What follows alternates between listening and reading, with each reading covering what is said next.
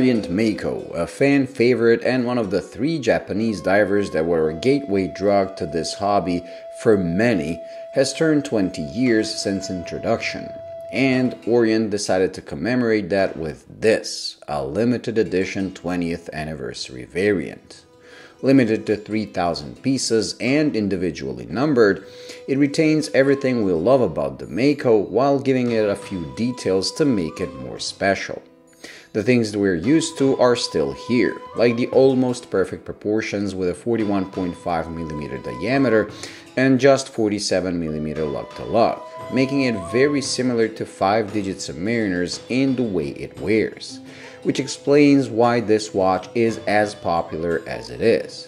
It simply works on pretty much any size wrist, while the 13mm of thickness gives it heft and presence, but at the same time it is slim enough to be worn comfortably and balanced on your wrist.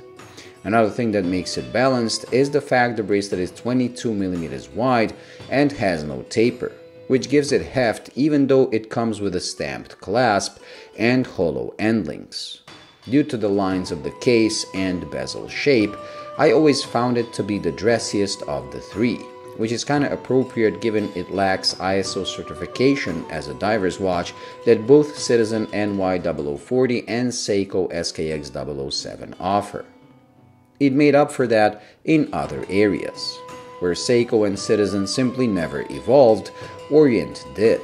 So while all 3 offered basic automatic movements that lacked hacking and hand winding, Orient was the first to update the movement to this in-house made F6922 that gave us both, but more importantly got rid of the pusher at 2 o'clock that was used for day of the week on the first generation. It also got a sapphire crystal, something those 2 only got as an aftermarket mod. This 20th anniversary model comes with a different dial and features both a wave pattern and a gradient color, where the blue goes to a darker tone as you move towards the 6 o'clock marker. It is not as strong of a transition as seen on some watches where you go from light blue to almost black, but rather more subtle, so it makes the dial look uniform in look, but the gradation is seen once you hit the watch at the right angle. The hands are gold colored together with the logo, but for some reason the markers and frame around the window are silver. I don't mind it, but wish they were all the same. In case that was not enough to tell you this is not an ordinary run-of-the-mill Mako, they put Anniversary Edition inscription at the 20-minute mark. A cool detail and definitely better than slapping it in the middle to be in your face. So just like the gradation, it is almost unnoticeable in daily wear, but is there when you look for it.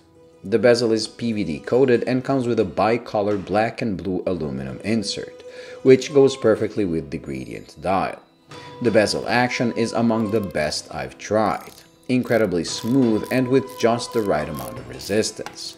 I expected it to remind me of the SKX 007 I owned, but it is closer to my Submariner, as it feels damped and premium, not tinny. The crown is easy to grip and operate despite being completely shielded with the crown guards and features a laser-etched Orient logo. While today most micro brands offer way more for the same amount of money in sheer specs, there is a certain value in brand heritage and fact that this is one of the cheapest fully in-house made divers you can buy, even today, and one that has been on the market for 20 years now. I always liked the Mako, not just because Orient was the first mechanical watch I ever owned, which gives them a special place in my heart, but also because it was always a bit of an underdog, and everyone loves an underdog. It also had the most original design, not following the Submariner-inspired formula of round markers, but rather went with a combination of numerals and sticks, which were always framed and filled with amazing lume. This one is no different, and with these anniversary details, makes it one of the best looking Makos to this day.